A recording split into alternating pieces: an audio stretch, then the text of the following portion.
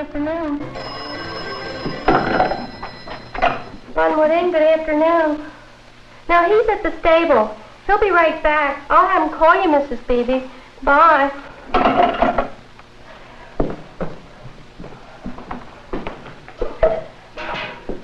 I'm looking for Vic Johnson. He'll be right back. He's out in the stable to see if we need a veteran. A veteran? A horse doctor, you know. And a mare hurt her foot. Won't you sit down? She'll be all right.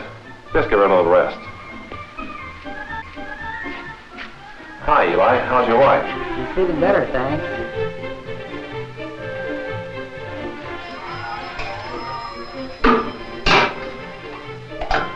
Kitchen? Yeah, he's here. I'll tell him. They want you in the lobby right away. Boy, if I don't get a desk clerk pretty soon, I'm going to leave for the old country. Well, before you leave, how about tell me about those chickens the poultry man's due here in half an hour? I guess you'd better order about 6 dozen for the deep freeze. Okay. Say, Vic, my brother just started to read the Bible, and he's been asking me a lot of questions I can't answer. How about you coming over some night? Oh, I'll be glad to. Just tell me which night is best. Fine. Oh, Mr. Morrison, how are you? I'm fine, thank you. I won't keep you, Vic. I know you're busy. Well, if you came down to remind me that I was speaking at your church Sunday night, I haven't forgotten. Oh, I trust your memory. No, Vic. I came to talk to you about something else. Oh, well, sit down. Our church has been without a pastor now for 6 months. For some reason, we can't agree on anyone except... Vic, you're not a pastor, I know. But our church knows you. You have an unusual education and a very fine knowledge of the Bible. The 200 members of the church have decided to present to you a unanimous call to be their pastor. But, Mr. Morrison, I'm greatly honored, of course, but I'm not ordained. I don't have any seminary training. We can make provisions for all of that. I don't know what to say. You'd be in full-time Christian service then, Vic, where you belong. But I haven't been a Christian very long, Mr. Morrison. 3 years, if I'm not mistaken. And in that time, God has seen fit to make you a spiritual leader around here. Vic, you ought to be where you can use your personality and education for God, and not looking at lame horses. Or ordering chickens or sheets. Surely you agree you can't do as much good here as you could in a church. I think that you know we try to do all we can here. Like tonight, a gospel team happens to be coming through our part of the country, and they'll stay with us. We'll give them room and board at reduced prices. We try to help all Christian workers that way. That's wonderful, Vic. But while you're thinking this over, please remember one more thing. If I had my life to live over, I'd give every minute of it to God's service. But it's too late now for me. Well, Mr. Morrison, I certainly want to thank you for coming over. And I'm not unappreciative, only taken by storm, as you can well imagine. I understand. And we'll give you whatever time you need to make your decision. Mr. Johnson, the lady with the toupee just drove up. Lady with a toupee? Yeah, the one who comes every year, drives a big flashy toupee. Oh, you mean Mrs. Lindsay? Yeah, Mrs. Lindsay. Lindsay, Flora. Lindsay. I can't help it if I don't hear right. My sinuses are awful today. Oh, how do you do, Mrs. Lindsay? We've been looking forward to seeing you. Hello, Victor. It's good to see you again. The place looks nice. Oh, thank you. Where's the desk clerk? Oh, he left for the Army a few days ago, and we can't find anyone to take this. That's too bad. I can have room 14, can't I? Oh, yes, we held it for you. Well, you've got to be careful whom you employ in a place like this. This is an unusual place, you know. There's something good about the atmosphere that you ought to keep. Maybe it's because the proprietor has a Ph.D. Oh, who told you all this? Laura? She's always singing your praises while she's cleaning the rooms, you know. Are your bags in the car? We'll be glad to get them for you. Oh, no, they can wait. Just as you wish. someday I'm going to find out why a man with a PhD is running a small hotel in the country. Well, just ask Flora. She seems to know all the answers. Maybe she can also tell me why an old lady rides around the countryside all year instead of staying at home where she belongs.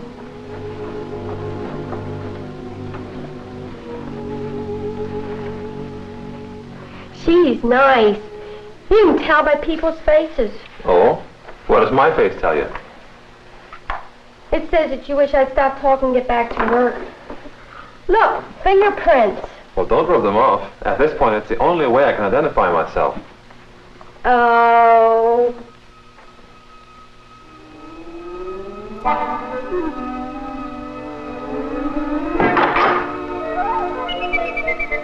What is it? Don't stare. How do you do, sir? May I help you? My name is George Mason. May I speak with Mr. Johnson? I'm Mr. Johnson. Well, I understand you have an opening here. I'd like to apply. Oh, I'll be glad to talk to you about that. Did you bring some references? No, Well, can you name some? not offhand. Well, what kind of work have you done? I was in business for myself. Oh, what kind of business? Oh, various kinds. It's hard to explain. Well, can't you tell me anything of what you've done? I can do typing. Keep some books. I can answer the phones. Well, Mr. Mason, I'll be glad to talk to you when you can come back with some references and information. Whenever you're ready, just call in. Yes, sir. Say, do you feel all right? Pretty good. You're not hungry? Oh, no. I always look like this.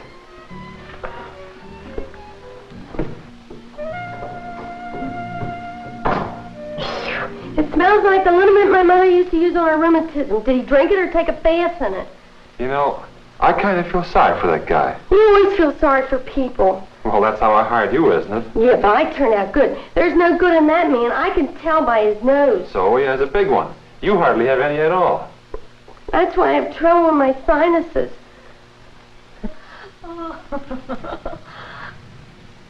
Hello. Boy, am I glad to see you. I know. Why? Yes, I need someone to relieve me at this crazy desk. Oh, Vic, I might have known. Why don't you hire the little fellow out on the steps? Who? That dead guy? Is he still out there? He is. He's just out there sitting. I better go and check. You better. What's for dinner, Flora? For one thing, shrimp cocktail. I'll tell you, Duncan Fife never ate better. Flora's Duncan Hines. Don't laugh at me. It's my sinuses.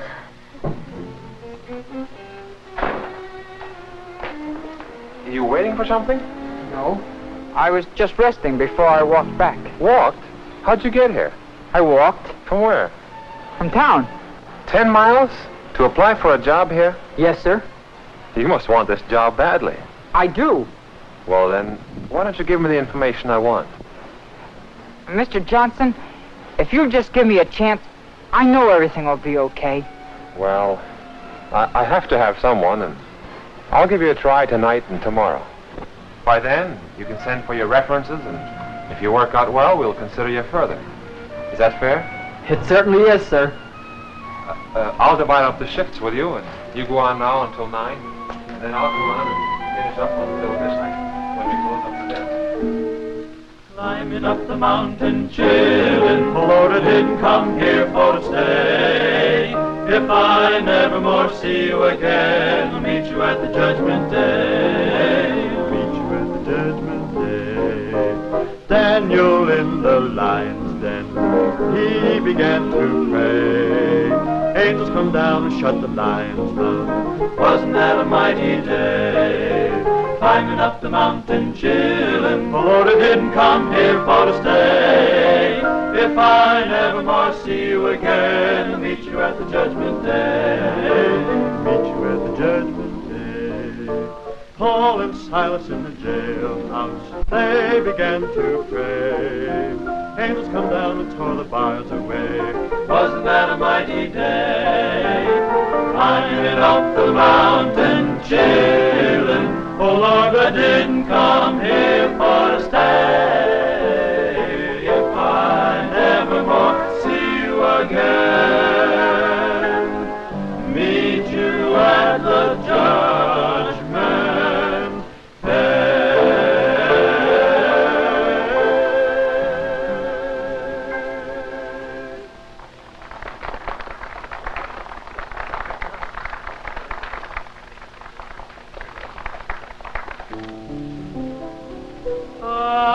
have found a friend to guide me. So may you. So may you. I've a comforter beside me, burdened heart, and so may you. Jesus is my tender shepherd, he's my friend, and he is true. I have found a great companion, so may you. And you. And you.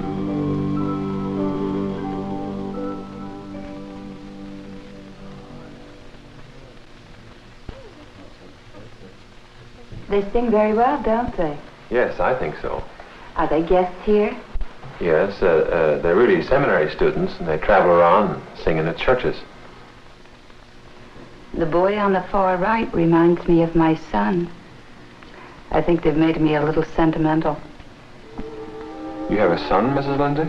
Yes, in a sanatorium. Oh, TB? No, he's an alcoholic. Oh, that's too bad. He's only 25. Victor, it's one thing to have ruined my own life, but to have ruined someone else's too. I'm sorry. These boys have made me sentimental. Good night. I understand perfectly, Mrs. Lindsay. I ran away from myself for a while, too. That's exactly it. I'm constantly running away from myself. How well you say it. And you're not running away now, are you? No, I'm not. And I'm grateful for the day when I stopped running. Victor, perhaps I'm being a bit too curious, but I wish you'd tell me about it sometime. Of course. It is nothing I try to keep a secret. Buttonwood. Yes, sir.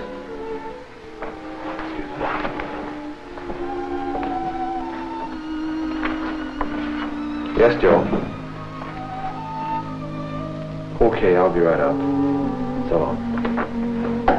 I'm afraid I have to step out in the kitchen just a minute. I wonder if we could continue our talk, say tomorrow. Well, I hate to bother you. Well, there'll be no bother. Around noon, just before dinner.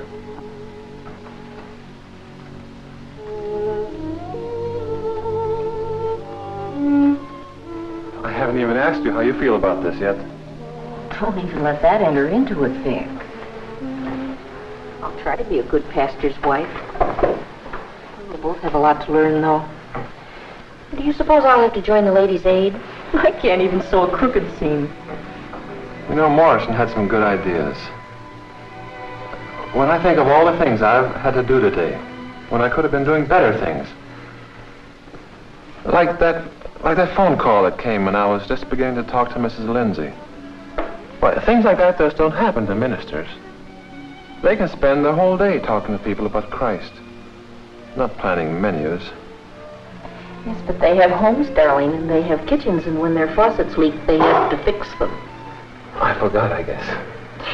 I fixed it. I fixed it with my little nail file. But that's not the point, darling. The point is pastors have interruptions, too. They have to wait for the Lord for opportunities just the same as we do. It's always seemed a little wrong to me that my experience and my present occupation don't go together. Of course, you always could go back to teaching. Just think of the influence you'd have teaching philosophy at the university. I don't know. I've been so contented here, I guess I haven't given those things a thought. Vera, when I think of it now, there's so much that can be done for Christ in this old world. But I can't forget all the opportunities that a minister has.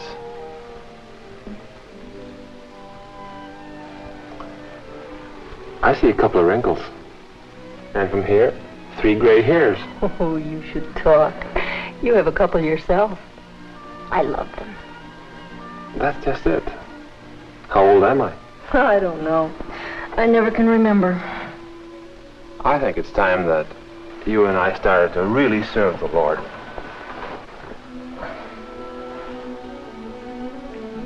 Vic. Hey, it's 3 o'clock. Be sure, Vic. I'll sleep on it. But you better learn how to sew.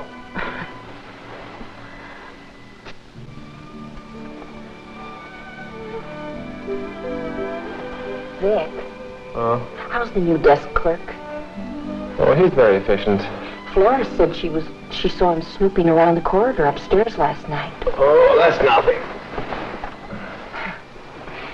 Good night. Good night.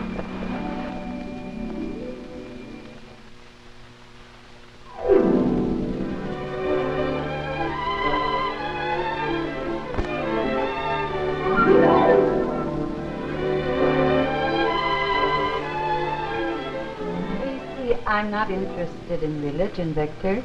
If I were, I would have gone to a clergyman. You know, I'm glad you said that because I'm not interested in religion either. Oh, no, but I thought... Oh, about 3 years ago, I figured there was only 2 things worthwhile. One thing would be to spend money, and the other thing would be to get knowledge. Now, the money I happen to have, of course, the knowledge took some work. So when I was ready for my doctorate in philosophy, I came up here to study in this quiet place. Of course, I was a guest then. Oh, how very nice. But by the time I had my thesis finished, I felt very depressed.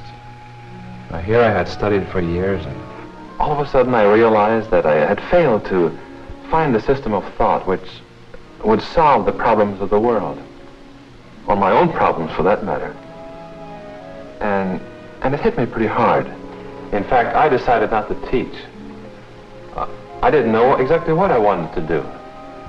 Then this place came up for sale, and I decided to buy it. So now, here in this place, you found peace of mind. No. This just proved to be a good place for my thoughts to bother me. I was completely discouraged until I found exactly what I needed in the simple faith of a ordinary cleaning girl. Not Flora. Yes, I know she's hardly what you'd call a notable character. But down deep, Flora has a sturdy, workable faith. Oh, I see. And this satisfies you, this whatever it is? Yes, it does.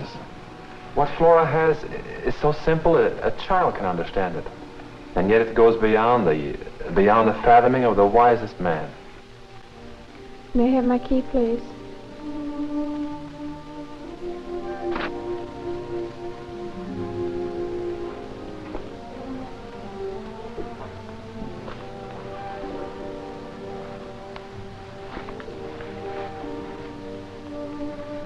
I thought you said you weren't interested in religion. I'm not. You see, Christianity is not a religion. Christianity is a life. Not only everlasting life, but a life full of all the things that you've always dreamed of and wanted. Like guidance and happiness and contentment and hope every day you wake up. It's what Christ called the abundant life. What do I have to do to get this? Nothing. Nothing? Oh, but really... It's about the simplest way I know of explaining it. You see, to trust Christ, Mrs. Lindsay, means that you stop doing something, your own salvation or happiness, and instead lay hold of the only real happiness and the only true salvation that there is. Call it what you like. Believe, trust, commit. It all means depending upon Jesus Christ for salvation. From all your past, which you would like to forget, it's being born again, a new life.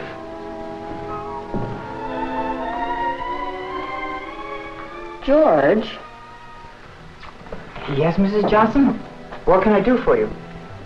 Oh, he's in there. Yes, I know, but what are you doing?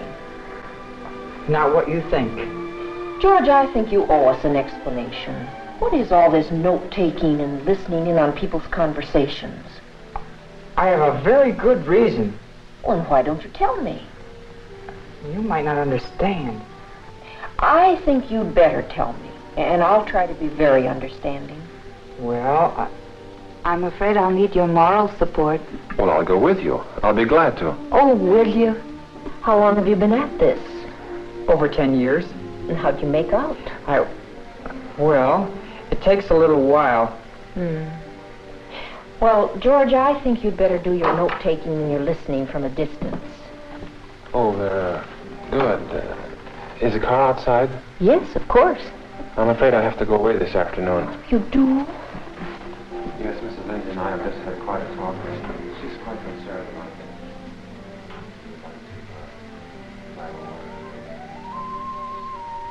How far is it?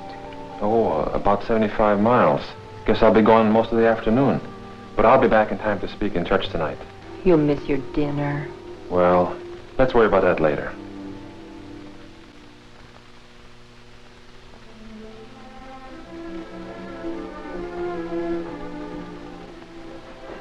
Isn't he here yet? What if he isn't here soon? He's not going to make it to church. I've got his sermon notes. Oh, maybe you better call the church. Oh, I think I'll give him a few... Buttonwood. Yes, sir. Right here. Hello, Vic. Where are you, darling? Oh, it's wonderful. Oh, Vic, what about tonight? Well, you called him. Oh, no, Vic, I can't do that. But Oh, when you put it that way, I suppose I could try. I could always tell a story. But Pencil. Just a minute, darling. I'm getting a pencil. All right, go ahead. Go ahead. Not so fast. I'm not pretending to be a good substitute for my husband. I have his sermon notes, but I think if he were here, he wouldn't use them. Because of the reason why he isn't here. I'd like to tell you about the reason why he isn't here, because it's a story that's as good as a sermon. It's a story of a poor, old, rich woman. Well, once upon a time, there was a poor, old, rich woman.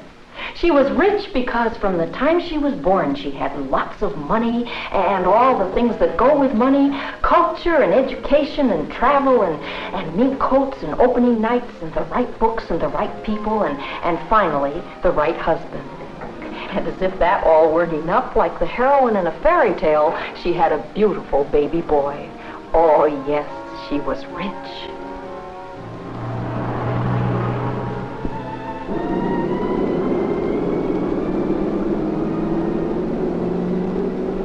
She was poor because she didn't have the one thing that she wanted most of all, happiness. Not even when she was young. Her life depended on things. And so there were more clothes and more opening nights and more travel, and other people took care of the baby boy. She visited him in his nursery, and sometimes he got to visit her in her sitting room, and when he stopped spilling food, he even got to the dining room. But he never got to her heart. Of course it didn't matter because she gave him things. She gave him toys and nurses and tutors, and when he got older, she sent him to expensive schools, and when his father died, she bought him a car to comfort him and sent him to Europe that summer for a change. So you can imagine it was very disconcerting when he got to be a problem and began to get expelled from colleges faster than her money or influence could get him back in again. And when he finally came home to stay, she quarreled with him and told him he had no right to be a problem when she'd given him so many things. They sat in the midst of their rare paintings and heirloom silver and plush carpets. They sat in the midst of their things and quarreled. And at last the poor old rich woman locked up the beautiful house and went traveling by herself. Down south, up into Canada, down into Mexico, anywhere.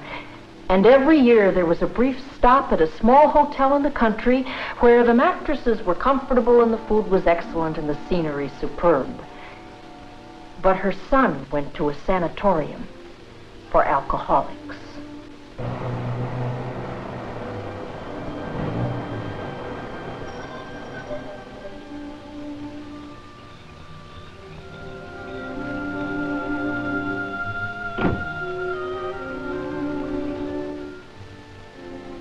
And she knew her search was ended, that she'd found the missing part to the puzzle. She had had everything there was to have except the grace of God, which is the only thing worth having. And now that she had the grace of God through the Lord Jesus Christ, this rich woman wanted to share it with her son. It was the first thing that she'd ever had to give him that didn't cost money. But she was afraid to go alone. And Vic, my husband, agreed to go with her. And that's why he isn't here right now. All afternoon they've been there, and they've been telling the rich woman's son that he can have the glorious freedom that he's been longing for through the Lord Jesus Christ. There wasn't any sense to that poor rich woman's life until she found Christ. And that poor boy in the sanatorium, nothing's ever made sense to him. God made us for himself, and there isn't any sense to any life that's lived apart from him. Any life. I know an aspiring young writer. He's been writing things for 10 years without getting anything published. And now he's taken a job so he can study people. He runs around with a little notebook and listens to conversations. I don't know how much he's learned about people, but I do know he heard the way of salvation through a keyhole. I hope he takes it. It's the missing piece to his puzzle. His life doesn't make any sense any more than the poor rich woman's did, or the boy in the sanatorium. Now I suppose you're wondering what the point of this whole story is. Actually, I'm just beginning to get the point myself. When people are looking for that which is missing in their lives, God provides someone to show them right where they are. God has a lot of work to do in this world, and he's going to use anybody he can get his hands on to do that work. He'll use you right where you are, because right where you are is someone who needs Christ. I'm going to leave you with a challenge I've been facing today. Know God's place for you. Not necessarily for the future, but for today. Know it now. Know for sure. And when you do know, give him all you have.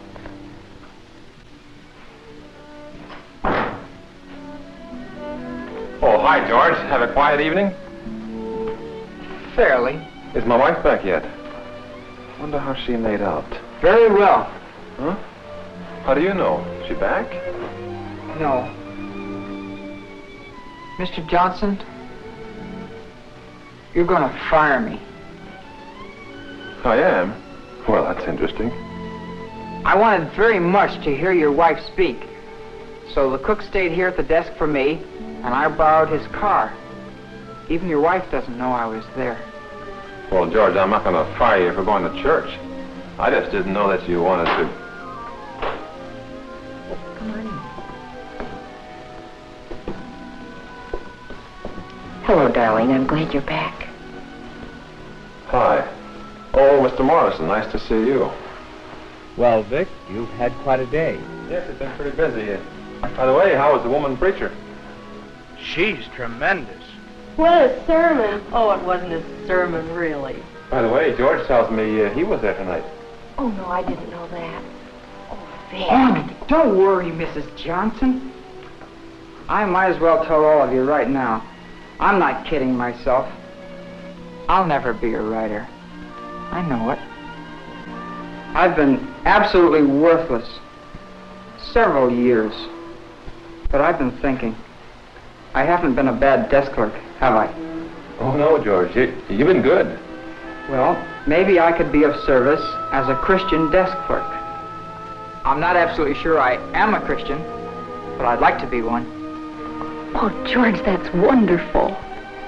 Vic, about that call. Oh, yes, I've really been doing quite a bit of thinking about it, and last night, I was almost sure I would accept it.